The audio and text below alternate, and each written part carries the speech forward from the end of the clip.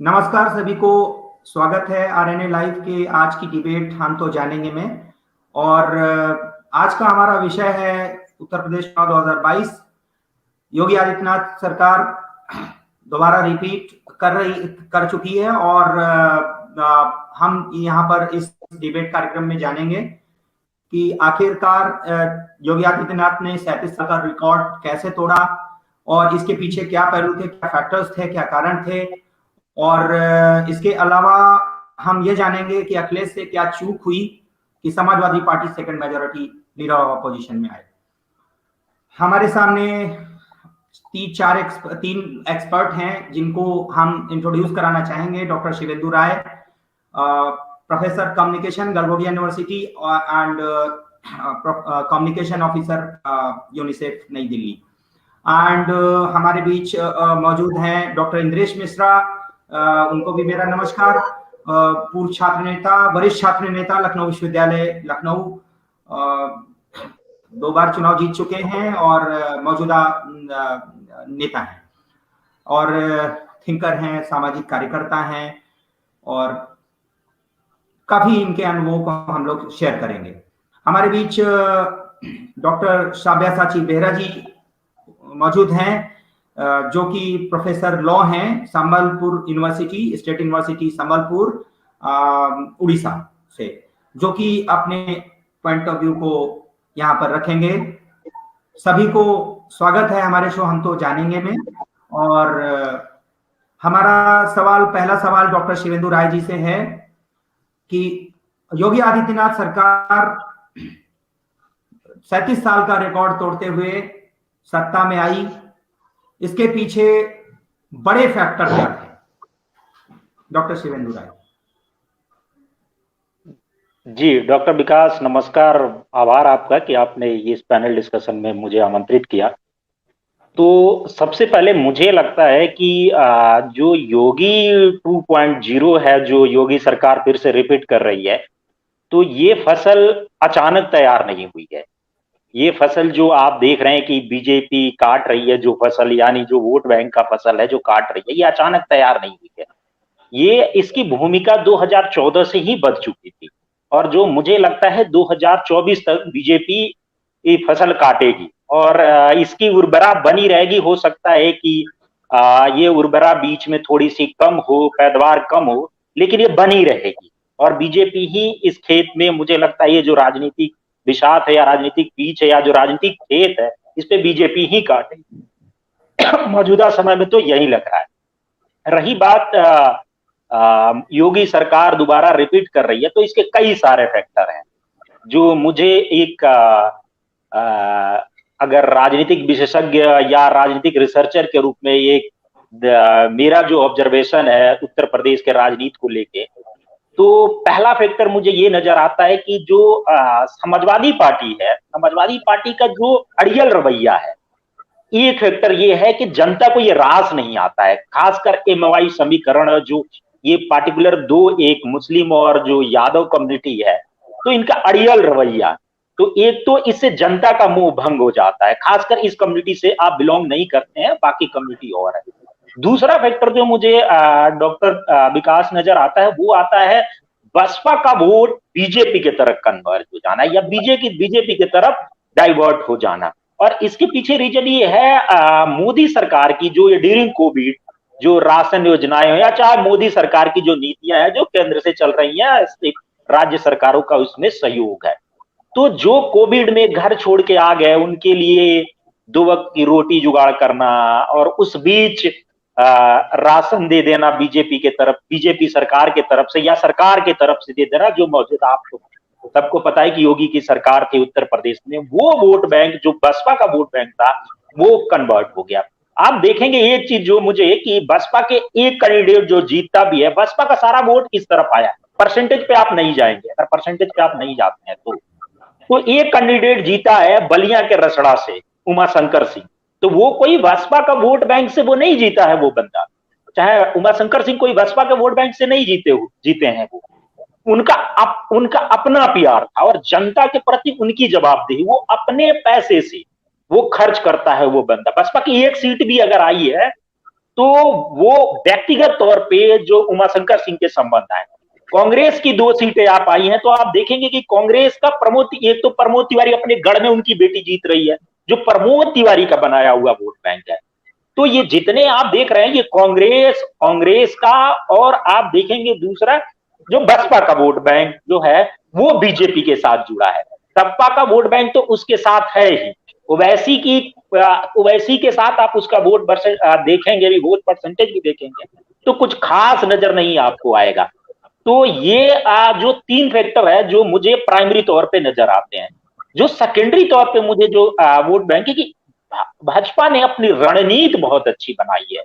रणनीति की जैसे आप एग्जांपल है कि पन्ना प्रमुख में बनाया है, जो कहीं से भी जो वोटर रिजिड नहीं है, कट्टर नहीं है, उसको वो अपने तरफ मोल्ड करा लिया है। जो वो चाहे पहले वो न्यूट्रल है, उसको नहीं पता कि वो उसको किसको वोट करना है।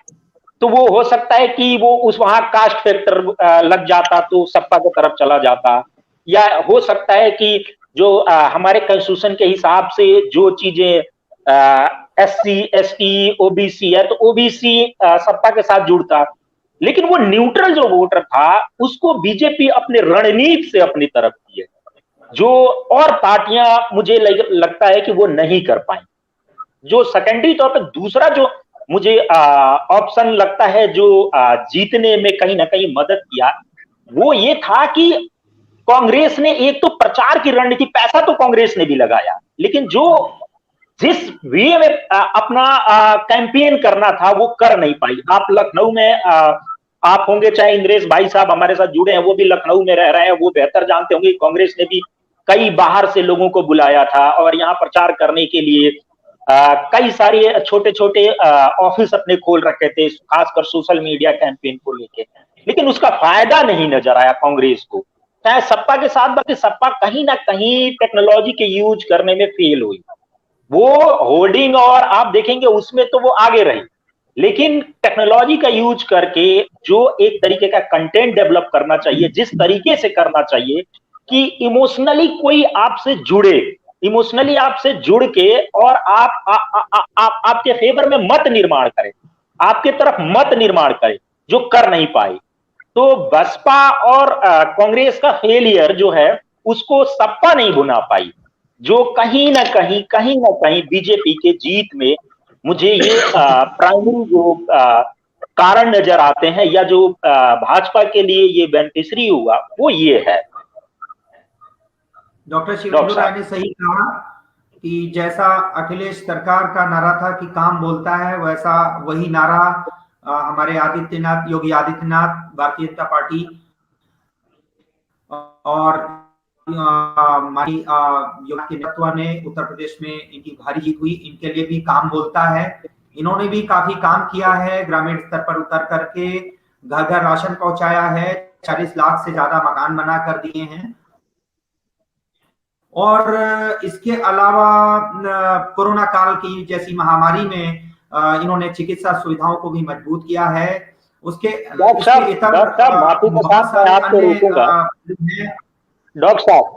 साहब मैं माफी के साथ आपको रोकूंगा जी। आप अगर प्रोग्राम होस्ट कर रहे हैं तो आप वकालत मत करिए, आप स्पोक्स पर्सन मत बनिए बीजेपी का। माफी के साथ मैं आपको कहूंगा कि आप योजनाएं ना गिनाएं किसी भी सरकार की। आप अगर मॉडरेट कर रहे हैं तो आप पैनल को अपना विचार रखने दें, आप ना रखें जी।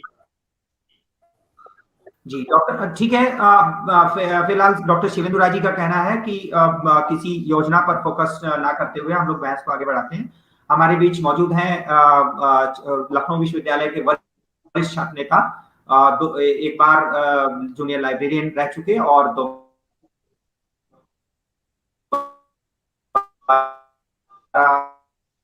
कहना है, हम इनको भी सुनेंगे और निष्पक्ष तरीके से हम लोग यहाँ पर बात करेंगे। यहाँ पर हम किसी भी पार्टी या किसी भी दल की नहीं। डॉक्टर इंद्रेश मिश्रा, आपका स्वागत है। डॉक्टर विकास, नेटवर्क प्रॉब्लम है।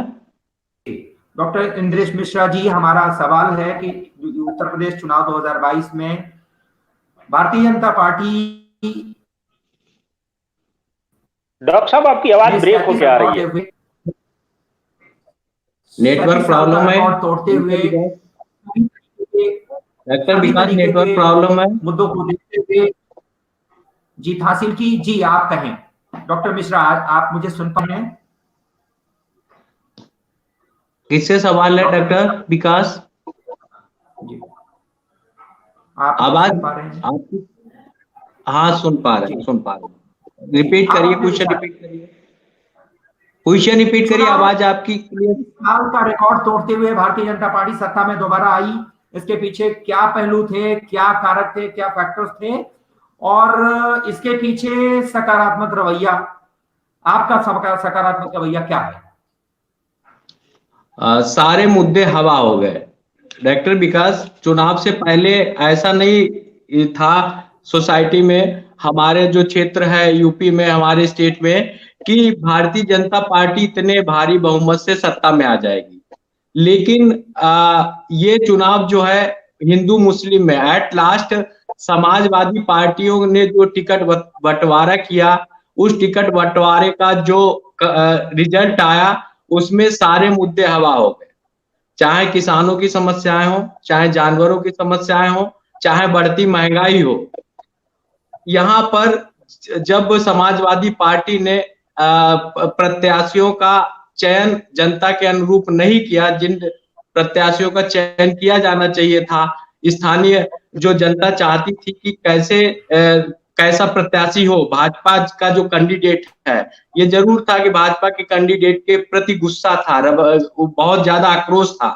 लेकिन जब जमीनी लेवल पे देखा गया कि समाजवादी पार्टी के प्रत्याशियों का चयन का वही पुराना रवैया है, जिससे तंग आकर जनता ने सत्ता योगी आदित्यनाथ जी को सौंपी थी 2017 में। ये रवैया समाजवादी पार्टी का इस चुनाव में भी नहीं सुधरा और उन्हीं प्रत्याशियों का चयन किया जो दागदार थे, जिनके ऊपर बहुत सारे आरोप थे, और मुस्लिम प्रत्याशियों का चयन सबसे बड़ा। मैं निष्पक्ष होकर कहता हूं कि जो चयन होना चाहिए था वो मुस्लिम प्रत्याशियों का चयन, दूसरा एक विशेष जाति के प्रत्याशियों का चयन, बहुत सी जातियों को इन्होंने बिल्कुल दरकिनार कर दिया, जिससे जो आक्रोशित जनता थी जाति विशेष की, जो कि समाजवादी पार्टी को वोट देना चाहती थी, एट लास्ट उन्होंने मन बना लिया कि अब मुझे महंगाई से कोई लेना देना नहीं है। किसानों की समस्या अगर किसानों के पास थी तो उन्होंने कहा मुझे कोई समस्या नहीं है और मुझे वोट भारतीय जनता पार्टी को करना है। वो एक एक वोट जो था बन के वो सागर या तूफान की तरीके से आया और भारतीय जनता पार्टी भारी बहुमत से सत्ता में वापसी की। और दूसरा दूसरा आर्थिक विषमता जो भारतीय जनता पार्टी ने दूर की, आर्थिक लेवल पे भूखे पेट को राशन दिया, ये भी मुद्दा बहुत अहम रहा। क्योंकि जो गांव देहात में जो कहा जाता था कि नहीं भारतीय जनता पार्टी शहरी पार्टी है, शहर की पार्टी है, तो वो जो राशन का जो वितरण किया गया उससे वो गांव की पार्टी बन गई और जो वोट बैंक था जो गांव देहात का, रूरल एरियाज का था, वो at last Bharatiya Janata party में ट्रांसफर हो गया। जी बताइए। धन्यवाद डॉक्टर इंद्रेश मिश्रा जी।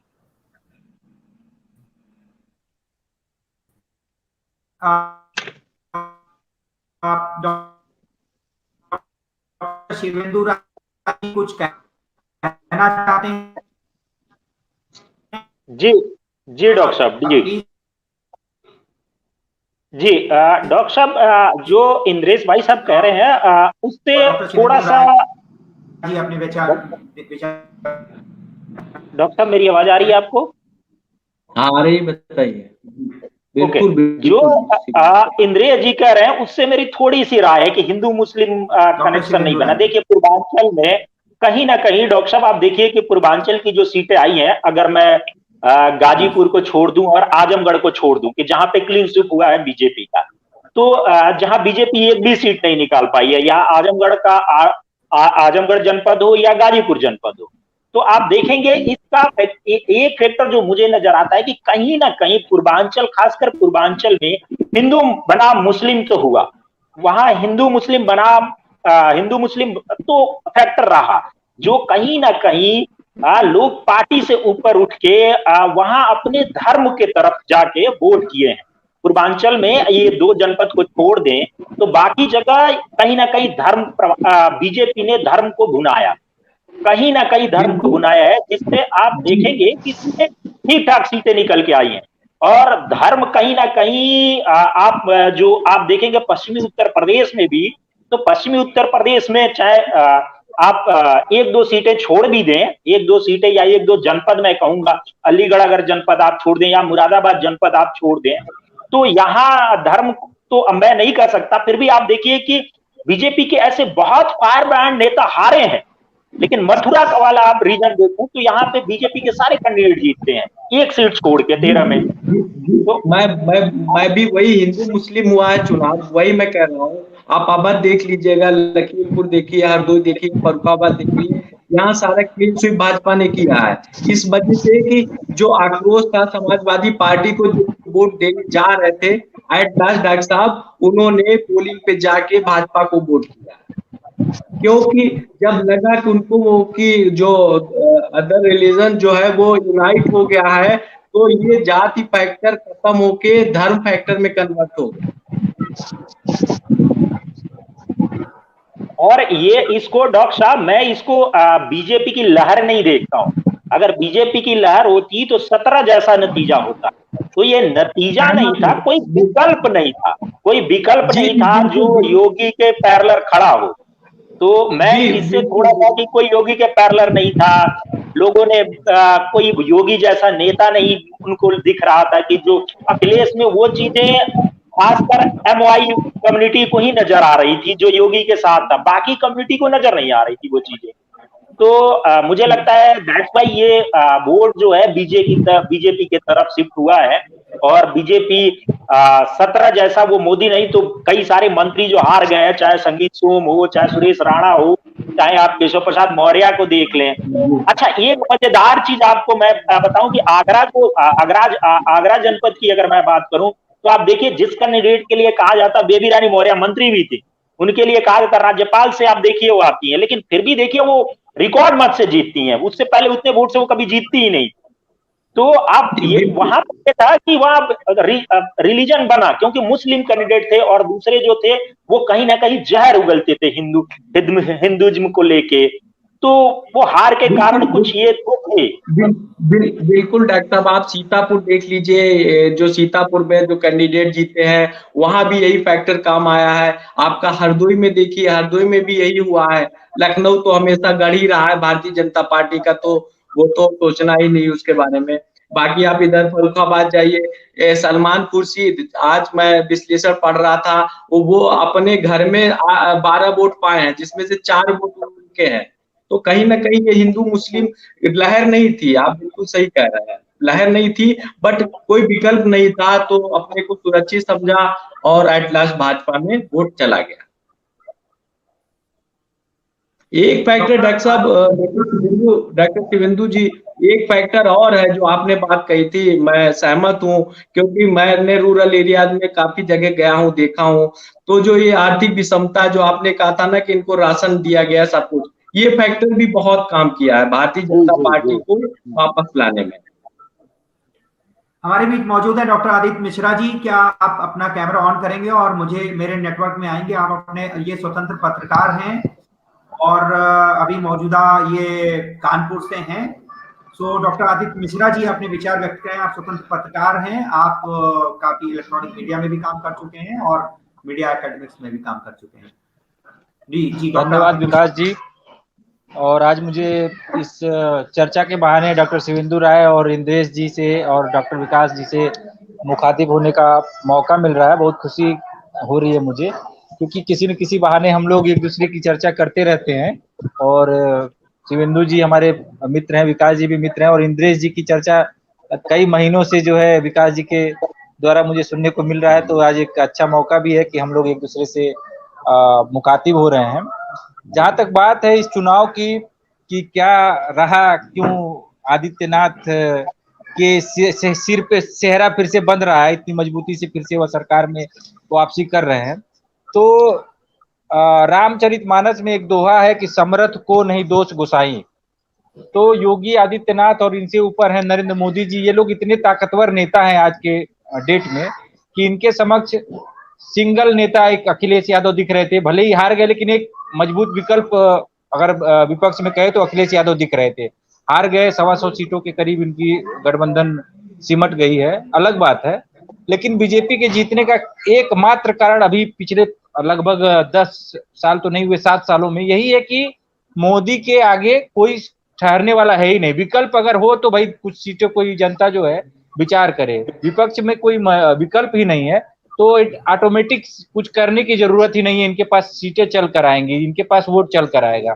क्यों? क्योंकि मायावती के के पास एक मजबूत जनाधार था, दलित वोट का, लेकिन उनके भाई जो हैं आनंद कुमार, उनके ऊपर 400 करोड़ रुपए का घोटाले का आरोप है। वो एक महज एक क्लर्क थे और जब मायावती का कार्यकाल था 7 से 12 वाला, तो 7 से 12 के दौरान वो क्लर्क के नाम पे उन्होंने मायावती के भाई होने का फायदा उठाया और 49 फर्जी कंपनियों का उन्होंने खोल लिया और उसके नाम पे अथाह पैसा जुटाया। 400 करोड़ का उनका एक 7 एकड़ का प्लॉट पकड़ाया है नोएडा में। इस वजह से वो मायावती दब रही हैं और वो अपनी आवाज नहीं निकाल पा रही हैं कि जो वो भाजपा के खिलाफ अपना असली रूप दिखाएंगी तो उनके खिलाफ जो है जांच बैठेगी और वो जहां उनका भाई फंसेगा तो उनको भी फंसना पड़ेगा। तो मायावती के टोटल साइलेंस जो हुआ है। डॉक्टर साहब, आप पे डिफॉर्मेशन का केस हो सकता है, आप जिस तरीके से स्टेटमेंट दे रहे हैं। जी, मैं तथ्यों के आधार पर बोल रहा हूं। मैंने एक मीडिया रिपोर्ट पढ़ी थी और राजभर जो है ओम प्रकाश राजभर का भी यही बयान आया है। मैं उस बयान से सहमति जताते हुए बात कर रहा हूं।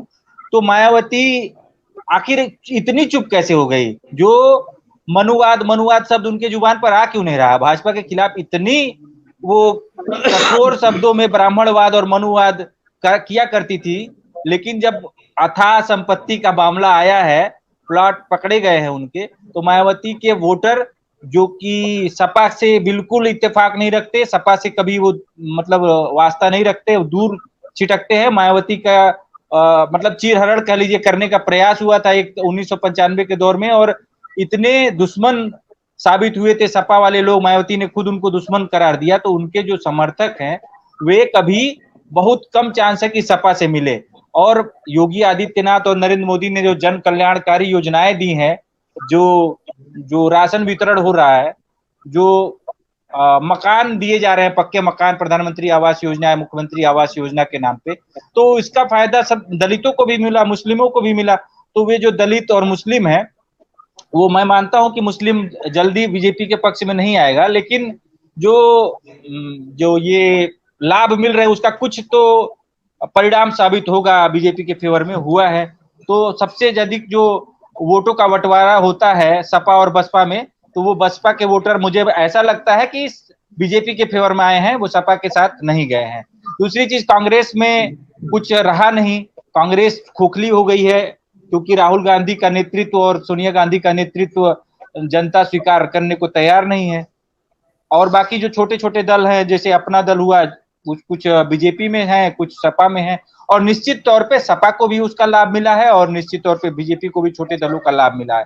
मैं फिर से वही कहना चाहूंगा लास्ट में कि वो चल पाएगा, वही बीजेपी सरकार के ही कार्यकाल में जो 4.5 लाख लोग रोजगार पाए हैं, तारीफ के काबिल है ये सरकार। तो वे लोग कोई जरूरी नहीं कि लाइफ टाइम बीजेपी को ही दें, बीजेपी ने ही उनको अपने पैरों पे खड़ा करके सोचने की भी मतलब माहौल दिया है। तो मैं ये फ्री वाला, मैं बीजेपी के साथ हूं आज इस मुद्दे पर कि उन्होंने कोरोना काल में मुफ्त में राशन दिया, 1-1 हजार रुपया मजदूरों के साथ दिया, लेकिन जो ये मुफ्त वाला ट्रेंड न बनने पाए कि 2000 सम्मान देंगे, बिजली का बिल माफ कर देंगे। क्यों माफ करोगे? आप रोजगार दो, आप रोजगार के, और भाजपा सरकार आज ये काम कर रही है कि स्वरोजगार की ओर बढ़ावा दे रही है, लेकिन उसमें भी बहुत सारे फैक्टर हैं। मैंने कुछ लोगों से बात की है कि बहुत कठिन है रोजगार अपना स्थापित कर पाना। जीएसटी का मामला हर कोई साल नहीं कर पाता है, आपको जाना पड़ेगा अकाउंटेंट के पास, वो इतनी बड़ी रकम मांगता है अपने छोटे से रजिस्ट्रेशन के लिए कि एक छोटा आदमी 50,000 1 लाख में अपना रोजगार शुरू करना अगर चाहे तो उसको उस पैटर्न में ये मतलब ला देंगे कि मुश्किल है। चीजों को थोड़ा आसान किया जाए। मोदी सरकार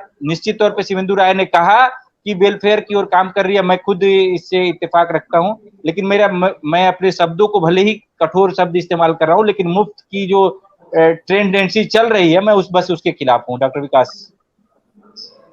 डॉक्टर आदित्य मिश्रा जी, धन्यवाद। आपने जो विचार व्यक्त किए हैं वो मिलाते हुए डॉक्टर शिवेंदु राय जी और डॉक्टर इंद्रेश मिश्रा जी, अगर अभी तक कुछ न कह पाए हो तो आप लोगों को फिर से एक मौका है, अन्यथा हम इस डिबेट को समाप्त करें क्योंकि वक्त हो चलने का।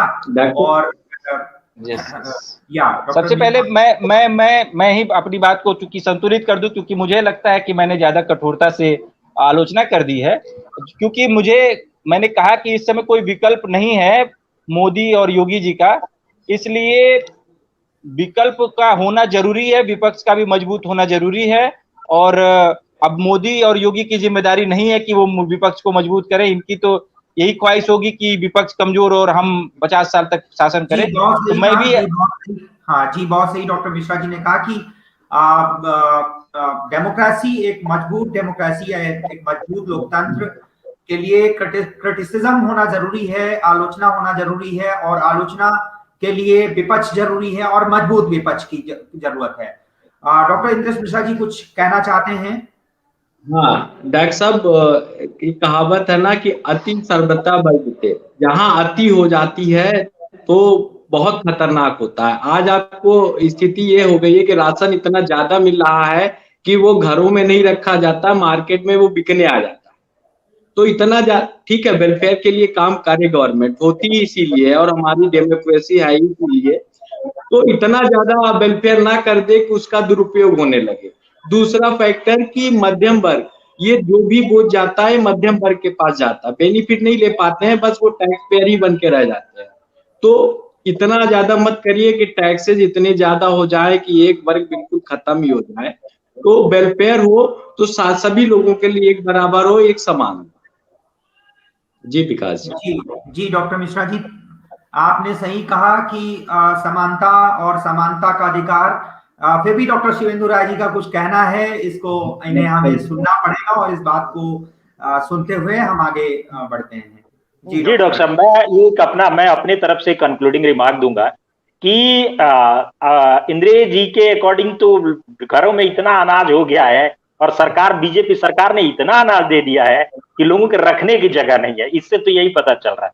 और वो क्या है कि अब अनाज जिनकी उनकी नीड है उससे ज्यादा अब उनके है, तभी तो वो दूसरे जगह भी सेल करने लगे हैं। तो ये आप पूरे देश में अगर ये स्थिति है तो ये 125, अगर ये स्थिति है कि घरों में इतनी हो गई तो 125 सीटें कैसे आ गई सब पर, ये एक सवाल। दूसरा कि बीजेपी ने अगर इतना कर ही दिया है तो पंजाब में आप कैसे आ गई, ये एक दूसरा सवाल जो है। तो ये बड़ा कंट्राडिक्टरी बातें हैं कि जब बीजेपी इतना कर रही है, कोई भूखा ही नहीं है, ओवर हो रहा है, और ओवर अगर हो रहा है तो वोट कैसे आपकी तरफ शिफ्ट हो गया? डॉक्टर साहब बिल्कुल नहीं, कोई गारंटी नहीं है कि हमें प्रूव करना पड़े कि मैं देशभक्त हूँ। कोई गारंटी नहीं कि हमें अगर राशन मिल रहा है कि मैं बीजेपी को वोट करूं। कोई हमें प्रूव करने की जरूरत नहीं कि हमारे लिए सरकार कर रही तो मैं उसको पे करूं। मेरा मतलब ये जनता से है, मैं यहाँ पे मैं नहीं, जनता। तो ये जो जनता है ना, जनता ये नहीं सोचती कि अगर आपने 100 लोगों को राशन दिया तो कि 100 लोग वोट देंगे, बिल्कुल नहीं, पॉसिबिलिटी हो ही नहीं सकती, ये गारंटी नहीं होती है। जयललिता टेलीविजन हर घर में लगवाती तो गारंटी है सबको, अब तो जयललिता जी है नहीं है, सबको मिलेगा।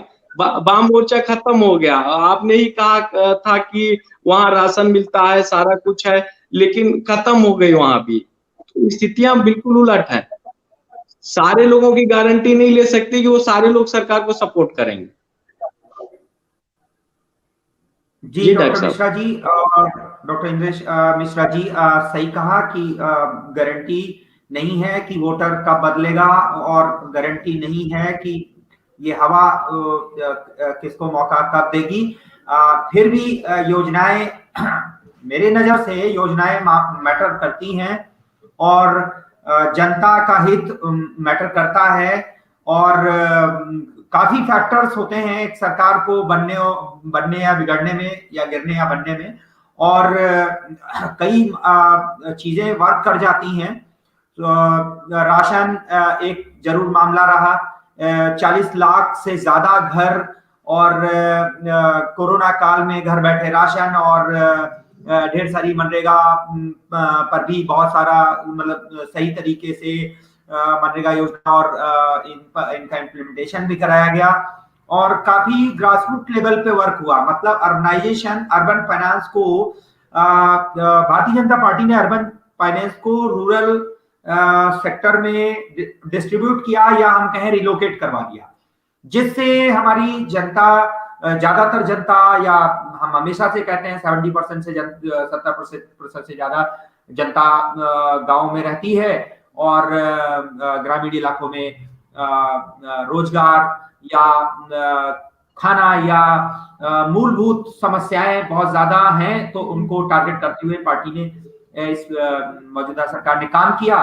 और काम करते हुए ग्रामीण इलाके का जो वोट बैंक था उसको भारतीय जनता पार्टी ने मजबूत किया।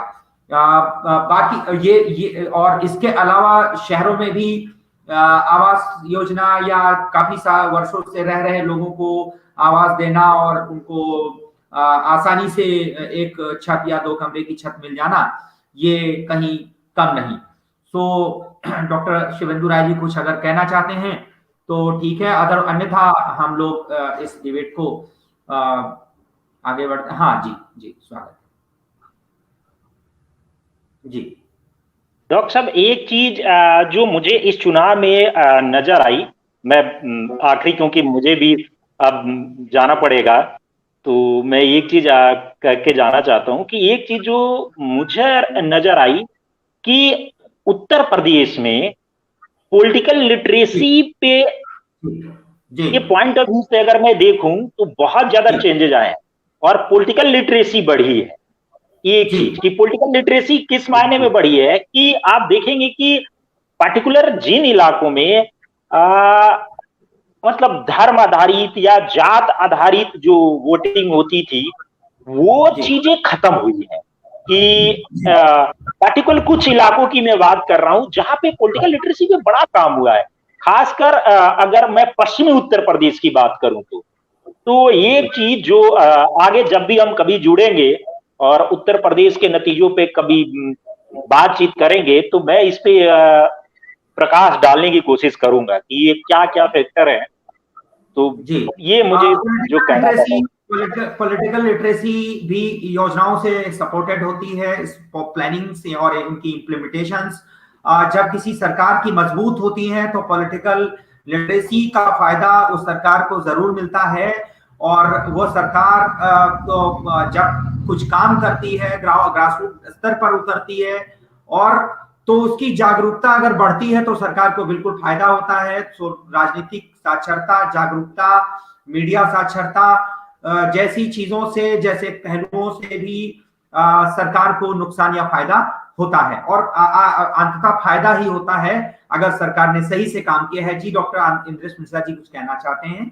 जी लास्ट की जो कुछ बातें हैं वो मैं कहना चाह रहा हूं कि ये भारतीय जनता पार्टी ने ये काम बहुत अच्छा किया है कि उसने राजनीति की परिभाषा चेंज कर दी।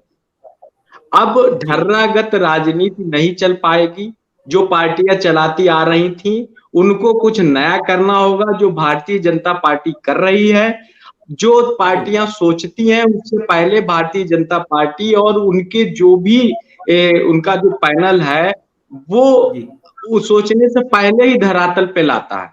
तो ये जो चीजें हैं अन्य पार्टियों को सोचनी होंगी, तभी भारतीय जनता पार्टी का विकल्प बन पाएंगी, नहीं तो राजनीतिक शून्यता बनी रहेगी, मजबूत विपक्ष नहीं आएगा। जी डॉक्टर इंद्रेश मिश्रा जी, आपने सही कहा। आप राजनीति में पिछले 25 वर्षों से और बतौर छात्र नेता आपने ग्राउंड लेवल पे भी और हर तरह से आपने देखा है, एक लंबा अनुभव आपको हर राजनीतिक पार्टी के जीतने, बनने और बिगड़ने और सरकार बनते आपने देखा है, खासकर उत्तर प्रदेश। और मैं बिल्कुल आपकी बात से सहमत हूं। और डॉक्टर शिवेंदु राय जी, आपको बहुत बहुत धन्यवाद हमारे स्टूडियो में आने के लिए। और डॉक्टर इंद्रेश मिश्रा जी, आपको भी बहुत बहुत धन्यवाद। शुक्रिया। हम लोग जानते रहेंगे, हम तो जानेंगे प्रोग्राम में अपने, हम तो जानेंगे शो में, हम हमेशा जानते रहेंगे कि सरकार और जनता एक दूसरे से कैसे संबंध रखती है, और सरकार को क्या करना चाहिए, क्या जनता का हित है, और जनता का वोट लेने के बाद सरकार की क्या जिम्मेदारी है, और कई सारी बातों पर हम लोग चर्चा करते रहेंगे। बहुत बहुत धन्यवाद। देखते रहिए आज।